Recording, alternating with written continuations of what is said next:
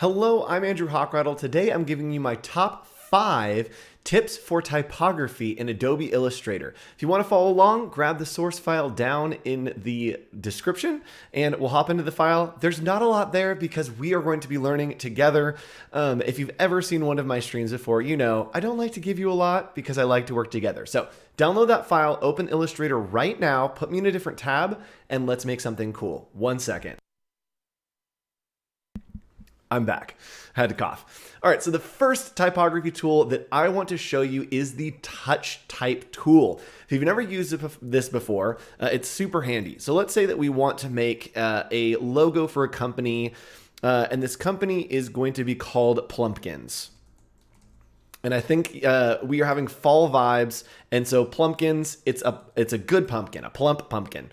We want this to be kind of fun, and so we can actually use the Adobe the Adobe Fonts integrations by hitting Control-T and then going here to find a nice font. Now, I'm just going to throw this in whatever so that we can kind of play around with it and find something fun, because I do want to focus on that Touch Type tool. So this looks good to me. And what I could do if I wanted to do maybe some like fun craziness is I could come in here and I could select with the type tool each of these, and then maybe we want to rotate it a little bit right there. And maybe this one we want to rotate this way, and then I have to do the kerning and do all. We don't need to do any of that because we can use the Touch Type tool. Super powerful tool. So I'm going to undo all of that. And watch what happens. Usually when you do this, you want to make sure that you're like outlining, moving pieces around, but I want to make sure that this is still editable. What we can do is come in here and click on the Touch Type tool. With that, we are able to select a character, right? So right here, let's go ahead and make these a little bit wonky. It shows a bounding box around that character, and it's going to apply all of those different settings that we had done in that type panel right there just by clicking and dragging. So we're going to do a little bit right there, and then I can even click and drag this closer, right? And all we need to do is click and drag. We can rotate, we can arrange, we could even scale these up and down. If I wanted to make it larger or smaller, I could do that very easily. And let's do Plumpkins and rotate that back over here. Maybe this one we want down up there, and you can just come in. Again, click and drag. You don't have to do anything crazy here. Super intuitive and very easy for you to add a little bit of extra spice to your designs. I'm going to go ahead and I'm hitting spacebar there to move my artboard around, and then just continuing in. And I want to show you what happens after we have all of this type done. We can actually go in and see what settings have been changed and how it looks. Right? So we have this super fun Plumpkins. I do want to change the P because I want it to be a little bit bigger.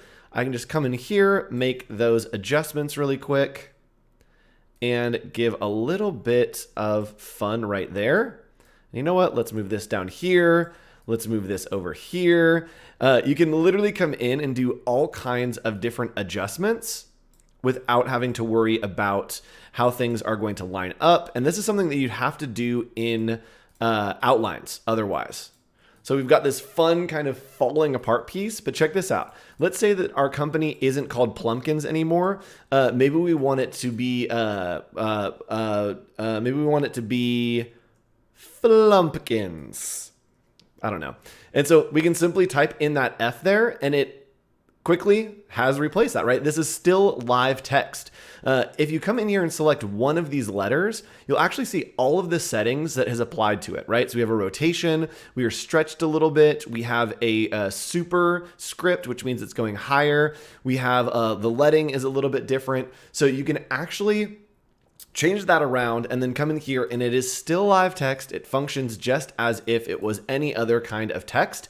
But you can do really fun stuff, right? I can come in and change each of these letters if I want them to be a different color right here. Very quick and very easy to create a logo or some kind of type using that Touch Type tool. All right, that was tip number 1, and we have 5 to get through today. So I need to go a little bit faster. You know what? You need to listen a little bit faster. That's what it is.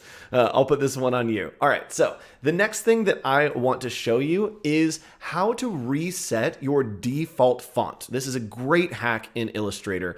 If we click here and kind of drag this out, this is wild, right? So this is saving any of the settings that I had the last time I used the type tool.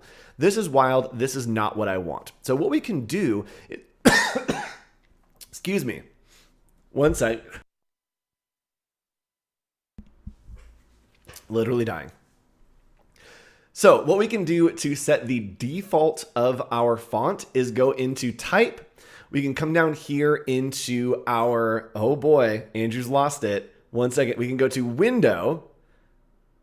We can go to, oh no, y'all. Here we go. Window. I got it. Then we can go to type. Then we can go to character. And I believe we can come into our settings right here. And we can, I'm in the wrong panel. All right, let's take 3. So the way that we're going to change this is we're going to go to window. We are going to go to type and we are going to go to character styles. Opening this character styles, we can actually set our default character style. So check this out right here. Then we can scroll down and go to character style options. And what this is going to do is it's going to open up this panel and we can go to basic character formats. And from here, let's go ahead and set the font. I want it to be Noto Serif. I think that looks good. Let's set it at a solid 12. Let's do the leading at 16 to give us some extra space. And let's take the kerning optical and then bring it in just a bit. So from there, we're going to hit OK. And now, when I drag out a text box, watch what happens. Andrew. There we go. There's our normal character style. All right, so let me try this one more time. Click it out, and there we go. It is filled with our normal character style. And what's cool is regardless of how many of these we have, right? Hello. Regardless of how many of these we have, when we come back in and we change that by going to character style options, when we change the basic character format, let's say we want it to be bigger, it is going to change all of those, right? It's going to change everything that has that character style applied to it. It looks like we're at 48, so I'm going to go ahead and put this at 60. We'll hit OK, and it has redefined everything. So this is fantastic. If you have a document with a ton of typography on it and you need to change them all very quickly, just use your character styles and change the default. Now, I am going to show you more about character styles. It is one of my tips, but we are going to move on to another tip, and that is the glyphs panel. So for this one, I am going to be using a font that is not in Adobe fonts. You can use a ton of fonts in Adobe fonts, but I want to highlight a great font by some friends of the show, some friends of Adobe Live, who will be doing a typography workshop a little bit later this year, and that is Santa Ana Sans. It's one of my favorites by Chutzpah Design, and we're just going to type out a Santa Ana Sans right there. With this selected, we can go in and I'm going to select that font. We'll do the extra bold here. And it looks delicious. I love this font. It is just clean and gorgeous and thriving. Now, what's cool is maybe I want to come in here and I want to do some fun stuff with this font, right? We want to maybe stack it up and right there we go, like a fun stack. And I want a little bit of something extra. And this font is great, but let's go ahead and see if there's anything hidden in this font. This is one of my favorite things to do. If you are looking to see what is all included in these characters, sometimes font designers will include extra marks, some fun little accents, or even other languages, different currencies that may not be on your traditional English keyboard if you're working on English keyboard. So what I can do is I can come in and go to type, and then click on glyphs. So type in glyphs and check this out. It is showing me every single character that is available in this set. So I'll blow those up for you so you can see. So every single character, and you can see it has A, B, C, D, all of that, right? All the basics are in here, but then it also has a lot of these things that are called diacritics. And that's the letters with the extra things on top, right? So the umlauts, it's this cool N with a J.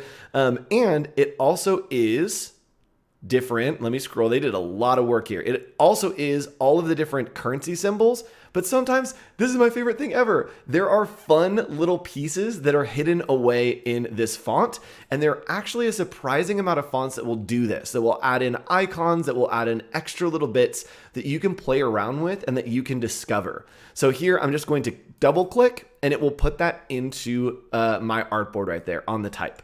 So I can blow this up, let's make this a nice green, and then let's multiply it down, right? And we've got a fun little design going here. What's cool is this is still editable text, so I can come in, we don't have to worry about anything too crazy. And if I want to maybe put in like this peace sign, I just go into the text box and then double click the peace sign, and now we have a cool peace sign that we can put over on maybe a corner. And again, it is still text. And what I might do is I might even just make one line with all of the fun glyphs that I want. So I'm going to scale this down. Right? If I want to pull all of these into the font, I can simply just double click on all the ones that I want, and it will continue to put those into the font for me. So there's a cool skull here. We got a little winky face. Maybe we want a heart, and then maybe we want one of these explosions. Let's see what else is in here. All right, let's do this explosion right there. So I can grab all of these and combine what we just talked about, and that is the touch type tool. So I can come in here, grab this line, and then click on the touch type tool, and then literally just click and drag these around to where I want them to be. Right, and this way we're staying live type, nothing is getting too crazy, and we can kind of create this fun sticker look. Now, something else that we could do is we could outline these very easily and kind of just create an outline, but it is all live text now. So if I multiply these down, it will be good to go. If I need to change anything, add any other pieces, it's all just taken from this glyphs panel and then able to be typed onto the artboard, right? Super, super cool, super fun. And with that touch type tool, we can come in here, select one of these, and maybe we want it to go blue. Maybe this one we want to be red. You can really play around and discover some fun pieces. Use that touch type tool. That way, if you're creating a word mark, you don't have to have it outlined. You can still go in, make spelling changes, but keep everything really, really tight and composed. This is so fun. This is a great font. So go check it out if you want to grab that font. We'll drop a link. Our moderator will drop a link over in the live chat, or if you're watching on YouTube, I'll try to drop a link down below for you to check this out if you want to grab it. It's a great font. All right, that was number 2, I believe. That might have been number 3. 1, 2, 3. That might have been number 3. The next thing that I'm going to show you is how to add multiple effects to typography. This is probably my favorite typography tip, and it's one that I use all the time.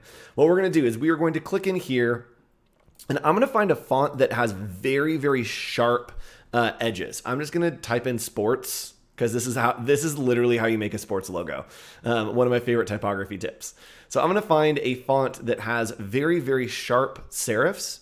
Come in here and I can go to right there, turn on my serifs, and I want something that is going to be regular weight and maybe something that's a little bit wide. All right, so this has super sharp serifs. That's a little bit too wide. Let's do this. So we're going to use this one just because I love these sharp serifs, and I'm just going to click and drag to cheat it in a little bit. Now you do want to make sure that you have a little bit of space, so I can space these out quite a bit. Let's go 200. And from here, we want to create that really sharp outline, sportsy look. We're going to go with a kind of blue and gold scheme. Those are my school's, my alma mater's colors. So we're going to do like a dark blue right here, and then maybe a gold when we get there. But what I can do is I could put a stroke on this pretty easily, right? I'm just going to put a stroke, and let's say that we want to do that gold right there. So I can increase this stroke, and like, great, it looks good, but it's not quite doing exactly what I want, right? What I can do is I can actually go into my properties panel. So right over here in this appearance panel, we also could do it probably up here in the properties, but we'll do it in appearance so it's a little bit clearer. What I'm going to do is with this selected, we can actually see the fill and stroke, right? And if I want to add another stroke, which is what I want to do, I click on this button right here. and it's going to add an additional stroke, right? We can see right here that it is indeed adding another stroke. I can change the size of that stroke. We can come in and change the opacity of that stroke, kind of play around with a bunch of options for this. If we wanted to mess around, I don't want to mess around with the opacity, but what I'm going to do is I'm going to make this stroke white, right? And we've already got this kind of cool look going. Make it a little bit thinner. This cool kind of outline look going, and I think that looks pretty cool. But we can keep adding different pieces. So I can come in here, add another new stroke. And what that's going to do if I change this to red is it is going to continue to build on top, right? So I'm actually going to take this stroke off of the actual letters. So let me undo this real quick. And this is the way that I actually like to do. I wanted to show you that you can add a stroke. Is if you have no stroke on it, it's actually a little bit easier to create the typography with layers. So we're going to add a new stroke onto this, and there we go. So we're going to add in a white stroke. Oops.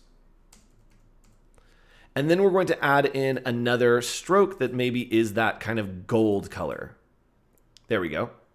Now, what's happening? Andrew, we just made the white stroke and now there's a gold stroke. Why are they not working together? Easy. We can click and drag and they actually are going to stack in layers. So we want to make sure that those layers are continuing.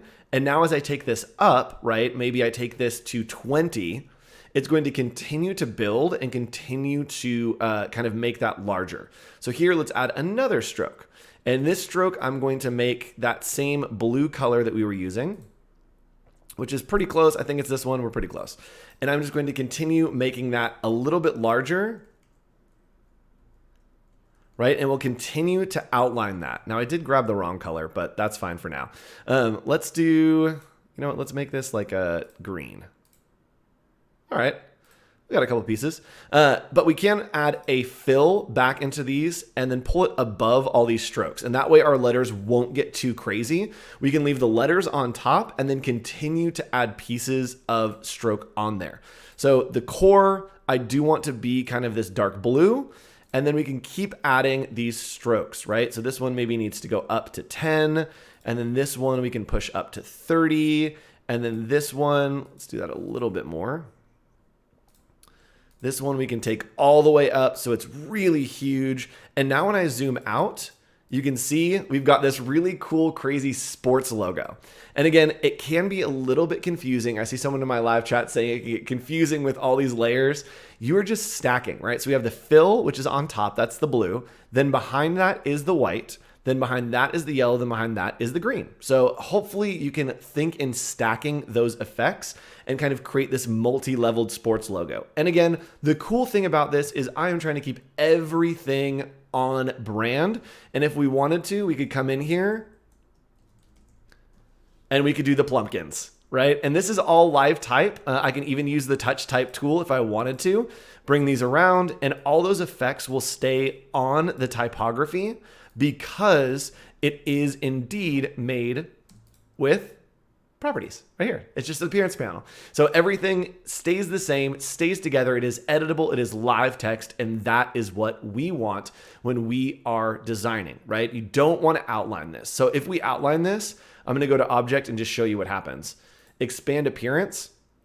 And then we go to object, expand. This is going to get wild, right? So now we have it as shapes. It's all grouped together. And it is all separated, right? So if I come in here and try to move all these around, they are all separate and it is going to be a nightmare to work with. So keep it very, very simple and keep it live type. Use the touch type tool. Use this appearance panel to change your strokes, to do all of that. And yes, someone said we need to use oh, my keyboard's about to die. Someone's saying to save it as a graphic style in our live chat. A graphic style can be a lifesaver. So right under here in our appearance panel, we can click on graphic styles. I'm going to hit plus for graphic style. And now if I came over here and let's say that our title, the top 5 typography tips, we wanted to make another version of this, we can simply go right here and click on graphic style. And now it's going to apply that to the type. So it won't change the style of the type, the actual font, but it is going to add all those effects to it. Now, if we wanted to make it so that it would change all of the things, including the kind of type that we're using, All we need to do is select this type that we have created, and we're actually going to use Creative Cloud libraries because it's way easier to do this in libraries than anywhere else. What we're going to do is we are just going to click plus right here. Oh, hold on, I need to give you the intro. So this is my 5th top typography hack in Adobe Illustrator.